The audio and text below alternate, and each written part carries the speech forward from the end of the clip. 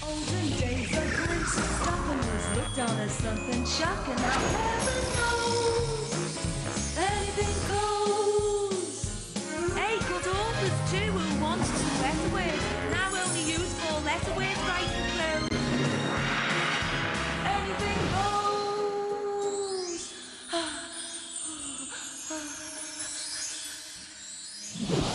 goes. Welcome to the wonderful world of sex.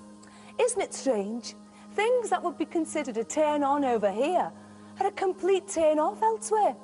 Tonight, we look at sexual taboos in this country and in Kenya, and we get to grips with an eternal triangle: the wife, the husband, and the lover.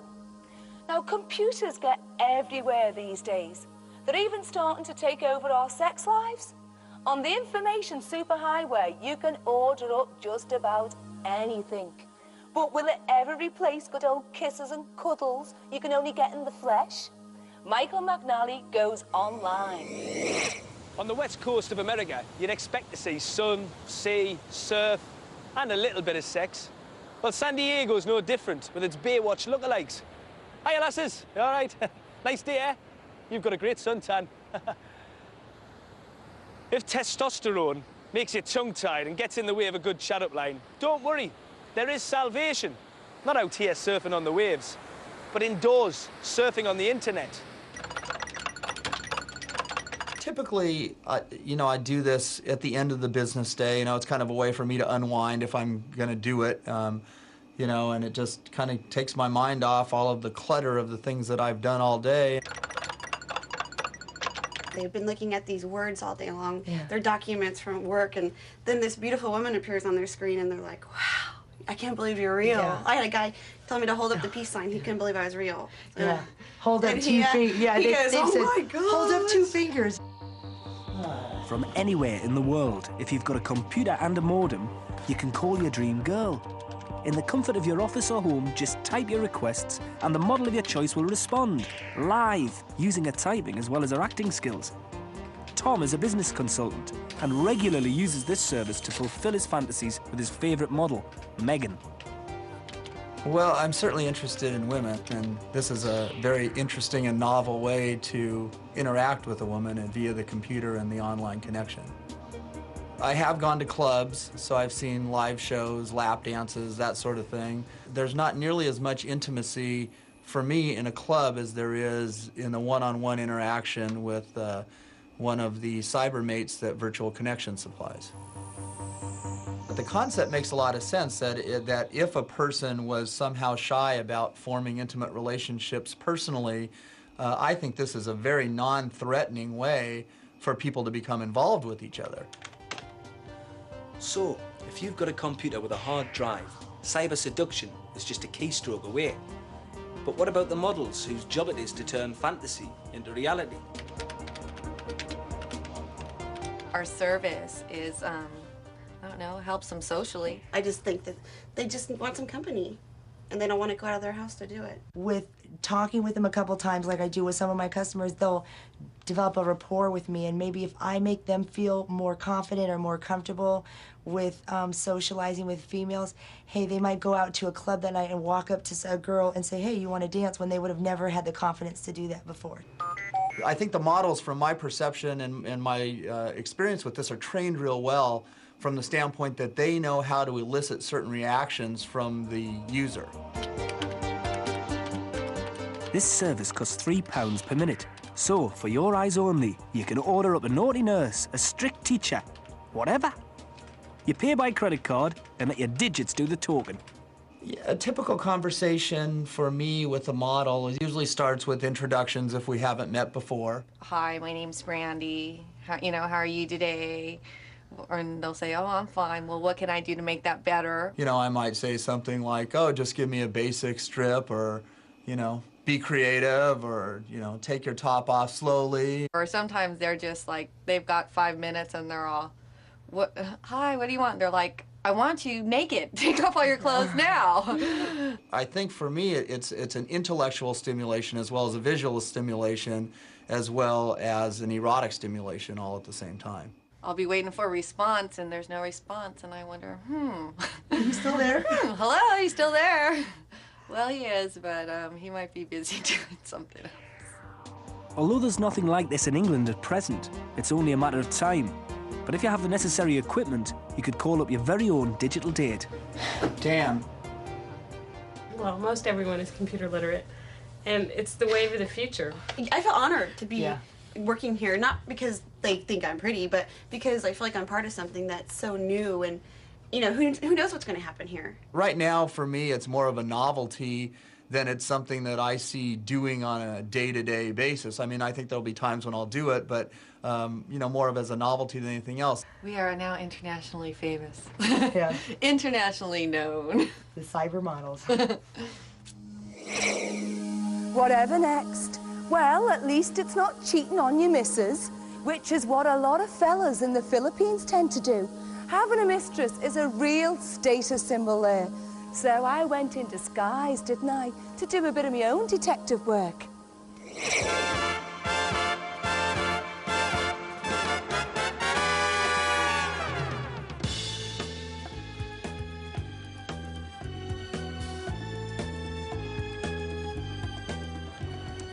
In Britain, it's difficult keeping a mistress secret, especially if you're a politician.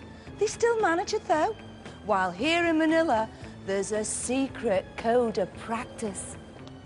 Julie knew her husband had a mistress because he talked in his sleep.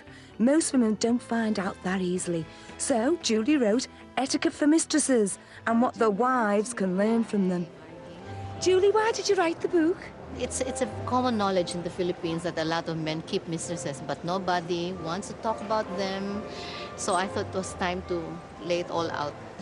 And what do they call them here? Number 2. Number 2? Number 2. That means there can be a number 3. If you know that you're number 2, you won't be trying too hard to make yourself number 1, which you will never be, because you can only have one wife in the Philippines, legally. They want a woman who's always pretty, well-groomed, sweet-smelling, very helpful. So do you have to be good at sex to be a good mistress? Yeah, I think that's part of the magic. So, Julie, what are the rules to being a good mistress? I've got your book! Being discreet is quite important. I'm dead discreet.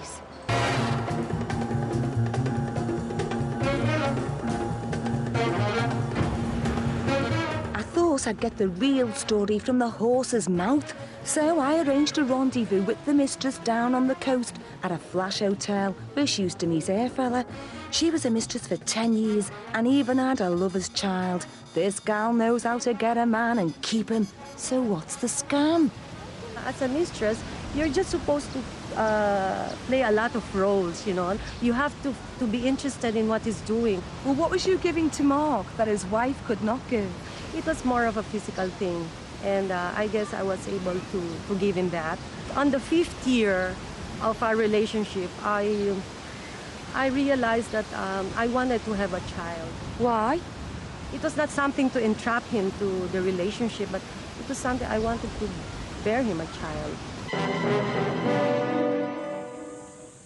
We're at the American Cemetery now, a place where many men bring their mistresses, I suppose because it's really peaceful and away from prying eyes.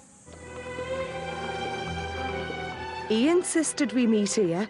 It took a while finding him, but I wanted to know about his affair and why he thought he could get away with it. I met her, and I got an instant physical attraction towards her. And it developed, and I wanted to take her out.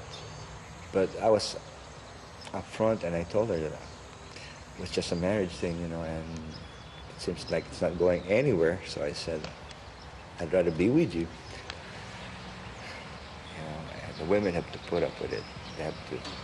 They can't say anything about it. Because as long as the man goes home, that's fine. Our religion says that when you're married, you're married.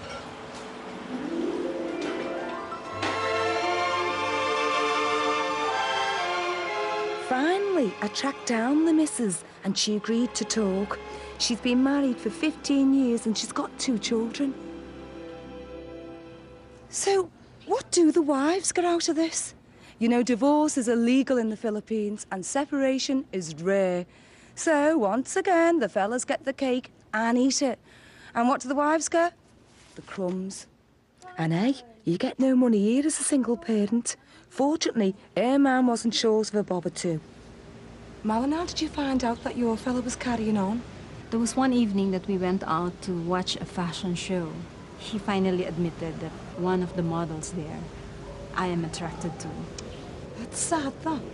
I was 6 months pregnant. And when I found out about it, I really felt devastated. What did you do then? I called her up on the phone. I asked her point blank if she was having a relationship with my husband. Really? And she said no. But so I said, is my husband there in your house? And he said, yes, he said. And so I said, okay, I'm going there. This was too much. I had to double-check the story with the mistress. She came to the house, and fortunately, Mark was able to escape in the garden area. And I called him Spider-Man because he had to go up in the wall, and she was banging on the door, and he forgot his attaché case. And she was able to enter the house, and she saw the attaché case, and she said, that's my husband's attaché case. And I said, that's not hers. I said, there are a lot of those things, you know, around. And I was still denying it till the end. The lovebirds were now in a corner. Something had to give. The only big fights we would have was when I found that he was dating another woman. Oh, go away. I didn't confront him. I just went home and I wrote him a letter, and I told him that if your wife and I can't complete you, I don't know what in heaven's name can. My investigation would soon be over, but I still needed to know what makes so many fellas over here want to have mistresses. So I arranged to meet the king of all cats, Doddy Diegas. He's got not one, not two, not 3 or 4, but 10 mistresses. And 24 children. Surely you can't keep that a secret. Has your wife met any of your mistresses? Never. Really? Never. I always advise my mistresses, when you see my wife, you are about to confront her. You just go out of his life. Never, never meet her. Why do you want mistresses? I do. Because I believe with my age, I need a younger woman to satisfy me sex and then live longer. Is having a mistress a status symbol? Yes, yes, yes. You cannot have a mistress if you do not have money. When will you stop having sex? Never. Never? Never, never, never. I think there's a lesson in there for everyone.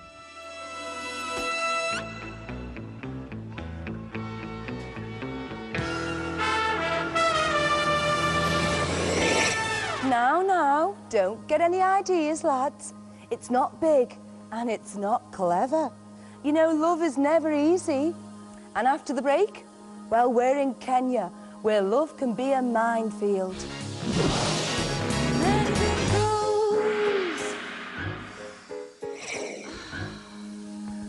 Oh, hello. Chris Packham went to Africa to see just what young Kenyans will do for love. Or is the whole subject just taboo?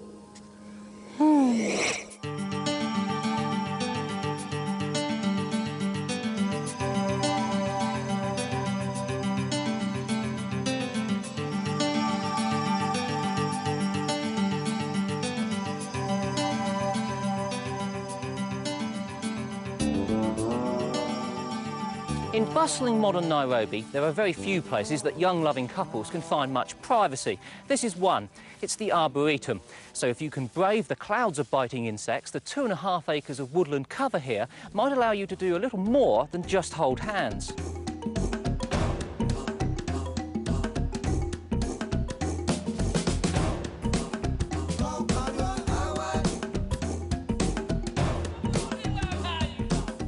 Sam and Kaltam are in their early 20s, and they're both Boran tribespeople from near the Kenyan border with Ethiopia. Coming to a big city like Nairobi from such a remote place enables them to escape from many of the tribal taboos and traditions which would otherwise completely dominate their lives. In your homelands, are most of the people of your age already married? Oh, yes. Oh, long time ago. Oh, yes, some with about 4 or 5 kids now. So the fact that Hassam and Kaltum are together at all, without being married, already goes against their traditions.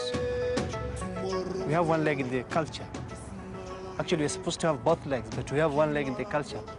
And then we are Muslims. So we have the other one in the religion, which totally condemns such a relationship, even if it is just shaking hands and working together. We have time together most of the time, but we try to do it in a secretive manner. Having to live this kind of secret life may seem unusual, but for Hassam and Kaltum it's just normal, as is the idea of polygamy. But would Hassam take another wife? I will not. One, because I care for her. I believe we want to have a one-to-one relationship most of the time.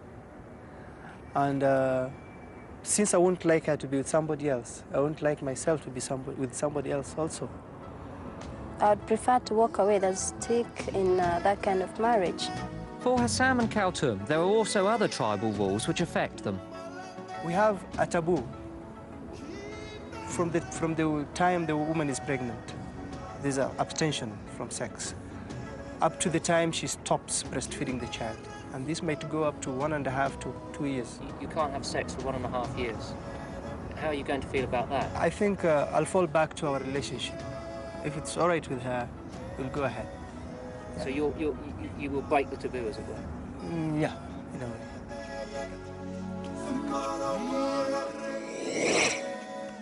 There are many sexual taboos, and an almost universal one is having sex with your partner once she's preggers.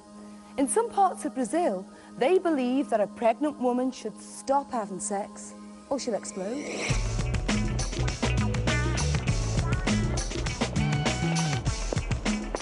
Tall, beautiful, dead sexy, and yet pregnant. So what's the problem, fellas? He felt shy about making love, and I kept saying, is it because you think the baby will hear you? And then he said, no, but maybe my willy will touch it. So I said rather glibly, well, it's never been that long. You know, sex can be a minefield of misunderstanding when you're preggers. But don't despair. The Good Sex Guide is going to show you how having a bun in the oven doesn't have to mean a burnt-out love life. Keep it on regular 9. I feel much more sexy, yes, because I'm increasing and everything's sort of even more rounded and wonderful. And, you know, I do very embarrassing things like walking along the streets, rubbing my boobs and my tummy, and then I think, oh dear, perhaps I shouldn't be doing that.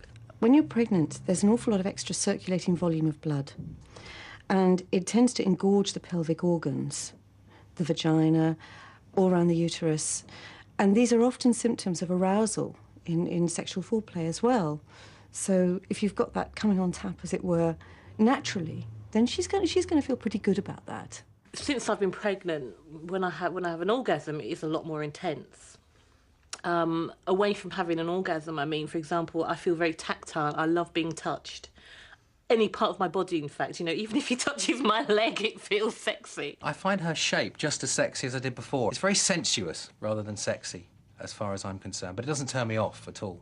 I find her just as sexy, and she turns me on as much as she did before. Before I became pregnant, we had a wonderful sex life, and we both thought we were both extremely sexy to each other. I mean, it was lust, lust, lust, lust all the time. But as soon as I became pregnant, he sort of became more protective of me and the little thing in here, and because of that, he sort of didn't want to have sex particularly, so I had to persuade him all the time. So it's not just the big bump that can come between you and your partner. Some couples worry that having sex can damage the baby. There are so many different things you hear about sex during pregnancy, so many myths. You know, your friends say, oh, you want to be careful there because you can harm the baby, you know. What do you mean you can harm the baby?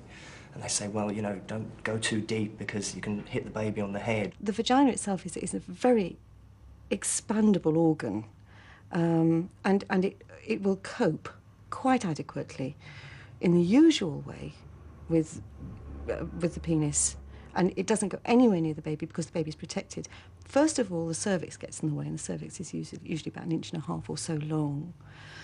And secondly, there's a bag of waters which surrounds the baby and again protects it from any sudden shocks. OK, gang, so now we've got the thumbs up for the rumpy pumpy. Next question is, how? I mean, that bump can get a bit tricky, can't it? Yes, people do have to be quite inventive and look for different ways to do things. After all, if a couple is used to doing everything in the missionary position, that can be dead. You finish up looking like a pair of seesaws. I think you have to find a new way of expressing your love for each other.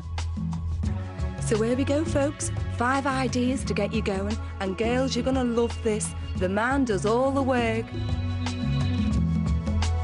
First of all, get into a position that's going to be comfortable for you both. Don't expect to be too agile in the later stages of pregnancy. No problem getting around the bump with this one. A sitting position is one of the few that allows you to get nice and close, face to face. Time to sit up and take note. Rear entry, or spoons, is perfectly designed for the late stages of pregnancy. Ooh, this is a good position, dead cosy.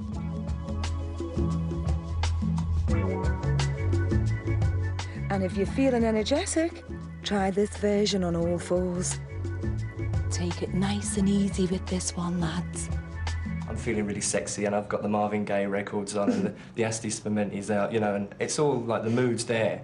I mean, I've been reading in the books that, like, the first few months they go off sex completely, so I'm like, OK, right, I can handle that. But then it says there's this huge hormonal spurt where they just, like, they go crazy. They're like nymphomaniacs for 3 months. And I'm still waiting. I'm, like, ticking off the days on the calendar and, you know. Oh, Maggie, couldn't you give him a bit just once a week? I don't mind helping him out at all. I just don't want him to be touching me. I think the thing is, I feel the positions and the way we used to have sex that I've felt uncomfortable with are the only options open to us now. And I don't want to do that. I don't want to get into a position that I don't like just because I'm pregnant and it's the only way that we can do it. If they don't want intercourse, then I think there are lots of different ways that they can still enjoy each other's bodies. They can use massage, oral sex, masturbation. They can use embracing and hugging and touching, all the things that couples do anyway, but without feeling that there's something about it that's got to be done. That, you know, if you haven't had penetrative sex, you haven't done it properly. Next week, we meet a couple who get stuck in a bit too regularly. Chris Packer meets a wife with several husbands in Nepal, while in Miami, Michael McNally discovers that sex gets better the older you get. You just have to learn a few new dance steps.